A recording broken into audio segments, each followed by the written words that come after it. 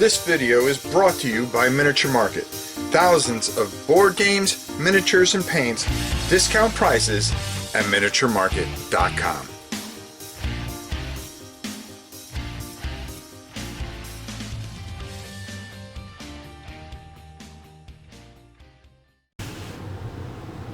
Hey everybody, it's your old pal Rob. Today we are going to be looking at the 2022 edition of the 10 greatest dungeon delves according to Rob. According to me. Now this list has changed quite a bit, and if you look at my overall games, some of these would be higher, and you're probably wondering, well, how come this isn't number one? Well, there's a reason for it, and I'm going to try to explain it the best I can. Well, when I talk about a game that is a dungeon delve, I'm talking about a game that is strictly that you're in some type of dungeon and have to get to the other side, or some kind of adventure where you're trying to complete some time of mission within the confines of a dungeon. Some of these kind of skate the thing, and other games that you're thinking, well, where's Oathsworn? Well, Oathsworn isn't a dungeon delve. We have another list for that. Actually, we called that one Top 10 Greatest Fantasy RPG Games of All Time. Check to see where a lot of these games that you may be looking for will fall into that list. But these are strictly games that when you open up, there's nothing but dungeon. Go get it, go beat that boss, go get that treasure, go get that missing idol, go get that jewel of whatever the heck it is, and get out of there with your tails intact. Good luck. So first of all, before we get going, there are a ton of honorable mentions. I think I'll save those for right before we announce who is number one. And I'm going to try to explain why these are where they are. So we're going to do the best we can to get through this and give you a really great list. Without further ado, why don't we get going? At number 10 on the list is a game that, I keep on playing. Plain and simple. And the funny thing about this list, there are not a lot of big box games on it, which I'm kind of shocked at. There are some, but there are a couple that just really stand out and for me really work. Escape the Dark Castle definitely comes in at number 10. For some reason, I just love playing this. You start captive in a castle and you have to work your way out of it. There are all kinds of adventures. It's very old school feeling. It's fantastic. It's glorious. I love it. It's one of my favorite games of all time for sure. Escape the Dark Castle. I hope they come out with some more stuff for it. I know I love Dark Sector, Escape the Dark Sector, but that's a science fiction thing, which is for another countdown for sure. At number 9 is a game that is historic, and it is impossible to beat, and if you do, consider yourself very lucky. This game, especially this version of it that I have the original version right here. And it's funny, it's traveled so many different places. I had sent it to somebody who was very sick. The person ended up dying, and her father ended up sending it back to me. And I was very moved by that. And this game will never leave my collection, but it's one of my all-time favorites, and that is Dungeon Quest. Just an all-time great game. Redone by, first it started with Games Workshop and then redone by Fantasy Flight. A fantastic must-have game. At number 8 is a game that has recently hit my list here, and that is Iron Helm. Jason Glover is a genius. I love his smaller games, Gate, Tin Helm. You are going through this just a fantastic experience, trying to go down each level to get do a certain objective. Just a fun game. A lot of game in a box. I haven't even got through half the expansions, but I knew I loved this, and I've been absolutely thrilled with it, and it is one of those games that will always be in my collection for sure.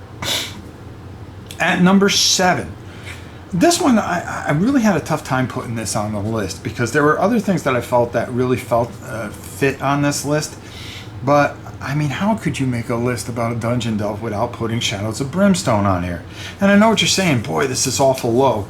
My problem with it is it is a dungeon delve, but it's a lot of that cowboy stuff and it runs into science fiction, and it changes themes so many different times, and yet it doesn't do the one simple theme that I really love and consider highly for these dungeon delves, and that's a fantasy type of theme, a fantasy dungeon type of theme.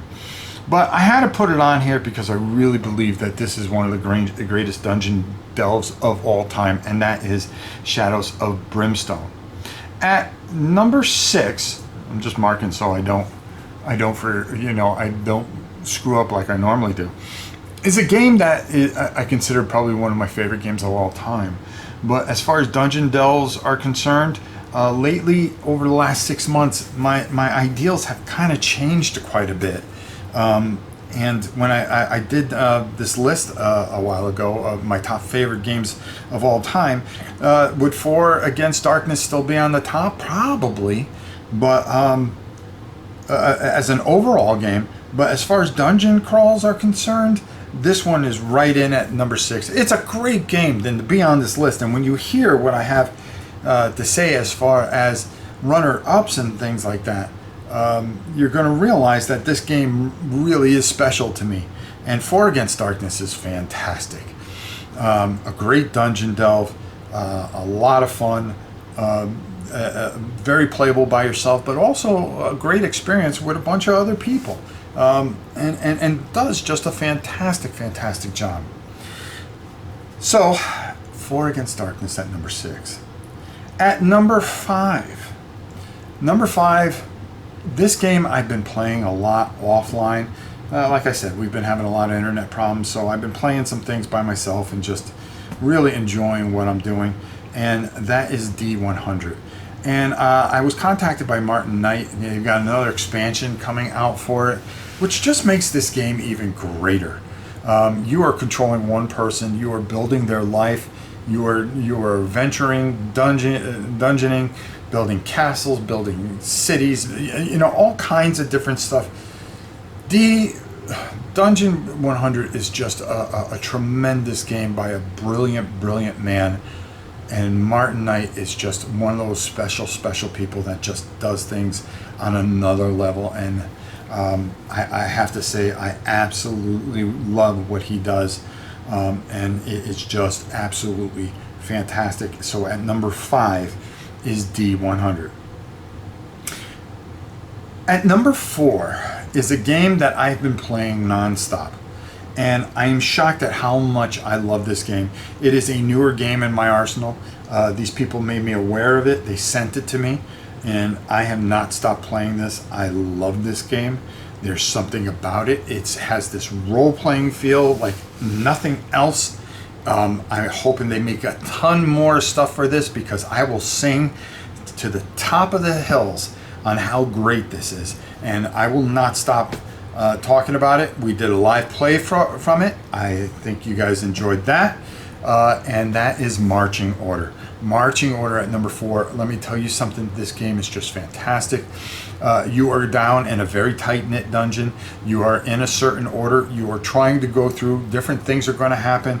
The only thing that I've ever had a complaint about this game is some of the language, because this is a family-friendly channel. But I was able to get around that and skirt some issues.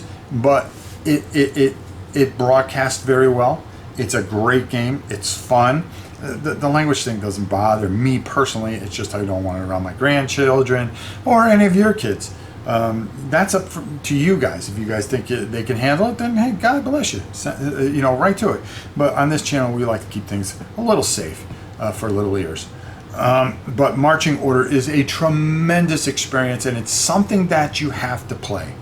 It is a must. If you are a gamer, this is just one of those games that I have to tell you is a must have. That's all I can say. Number 3. Number 3 is going to knock a lot of your socks off. And the reason it's down at number 3 it is probably one of my all-time favorite games again. But Warhammer Quest 95 is, unfortunately, it is not dated, but it'll never be dated, but there's just no new material. Games Workshop is missing a huge opportunity. I scream this all the time on this channel, that they should just reprint the original and come up with a couple of new expansions. And you know, it's like printing money. I mean, your company would soar because of this, and not only with the people that follow Warhammer and Games Workshop, but people outside the box that never had the chance to experience this tremendous experience. The problem with Games Workshop is everything they make they think is a collector's item. Well, this is a collector's item, and if you really want the people to follow you and to the sea, playing the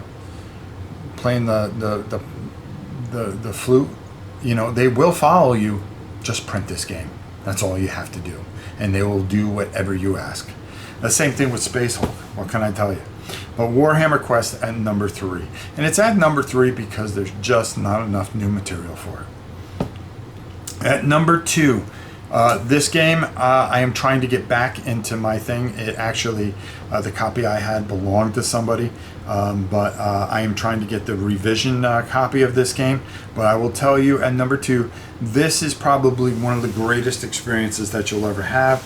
They've cleaned up the rules from what I've heard. Everything is being cleaned up and translated. I think thanks to Daniel over at Dungeon Dive. Another fantastic channel. Brilliant kid. A lot of talent. If you haven't followed him, go over and follow him. He's a great kid. And that is Dungeon Universalis. This is special. This is special. This is I think the best way to put it is, you know, it comes in a box like Gloomhaven, but it blows Gloomhaven so out of the water that it doesn't even have a chance. And if this game would just get the playability, which I plan on doing, I'm going to get it. I'm going to get a copy. I'm bringing it in here, and we are going to play it extensively. And you know, I really showcased this over the time I had it. But I really want to come back to this, especially with the revision all in coming out and people starting to get it in their hands. And I really want to showcase this game and show people how great it is. And get it in your hands. Get it in your hands. I think they got another Kickstarter coming up September 20th, if I'm not 100% sure. So let's talk about some of the games that did not make the list, that should have been on this list. But these are my honorable mentions. Massamora, a great game for kiddies and yourself. Dungeoneer, until I get that brand new Kickstarter in there, I don't want to put it on this list. It is a great game. I like it where it is, but I think they've done so much to it. I don't think it would be fair to put it on this list because it might next year be in the top 5. That's how good and how many great things I've heard about it. Swords and Sorcery, a great game, but has some flaws. Massive Darkness 1 and 2. I really love it. I've got to get some more time in with 2 before we can put it on this list. Dark Souls is great, but I consider it more an IP than a dungeon crawl. Forgotten Depths, really great game. I got to get more time with it before it even could get a chance to be on this list. Descent, I think Descent has fallen off this list. It's not my Descent. So, yeah, that's all I'm going to say about that. The Dungeons and Dragon box sets, very good, very solid games, great games. If I had to put it in here, it'd probably be 11 or 12. So it's not like it doesn't belong on this list, and we are mentioning it because it is that great. So those are just some of the games that I had here. I had jotted down extra that I thought needed to be mentioned. And deserve to be mentioned on here, but our all-time number 1 right now, top 10 Dungeon Delves, has to go to the historic, the one that kind of started it all as far as board games. And this is kind of board games, kind of, it's tough to call this list board games. especially with some of the smaller box games that I have here, or book games, because then you would have to include Dungeons and Dragons. But I think that's more of a role-playing thing than a dungeon delve, even though Dungeons and Dragons has a delve. But Hero Quest is definitely number one, and the reason is what Hasbro's doing with it, the fantastic job that they're doing, and how they're evolving this fantastic, wonderful game, bringing back all this old stuff for people that have never played it or could never afford to buy it or even find it. And now there's just this new renaissance of this fantastic game. Everything that Warhammer Quest should be doing, Games Workshop should be doing for Warhammer Quest, Hasbro is doing for Hero Quest, and that's why it's number one. They have an app. They're coming out with expansions. They are doing all the right things. They are doing different things. They're learning from the experience of this. They're making things more available for you. Hey, if you want it, go to GameStop. You can go in there. Every time I go into a GameStop to go pick up a video game, there's a box of Hero Quest there. Go get it. You're not going to regret it. It's a fun, simple, easy game that to play with all different ages, and it's the starting point for people to play dungeon delves. It is the easiest, most comprehensible, that if somebody's never played it, they can get into it, and then they can work on to some of these other games that I've mentioned. It is a fantastic experience, and it is something that you should have in your thing, whether you have the old edition or the newer edition. I feel that this game is a grail game and belongs in everybody's collection, and that's why, as of 2022 in August here, halfway through, Hero Quest is my number one top 10 dungeon delve for this year so far. Now, does that change the same time next year? Well, I guess we'll see, won't we? I guess we'll see. Until next time, it's your old pal Rob. We'll see you soon. This video is brought to you by Miniature Market. Thousands of board games, miniatures, and paints, discount prices at miniaturemarket.com.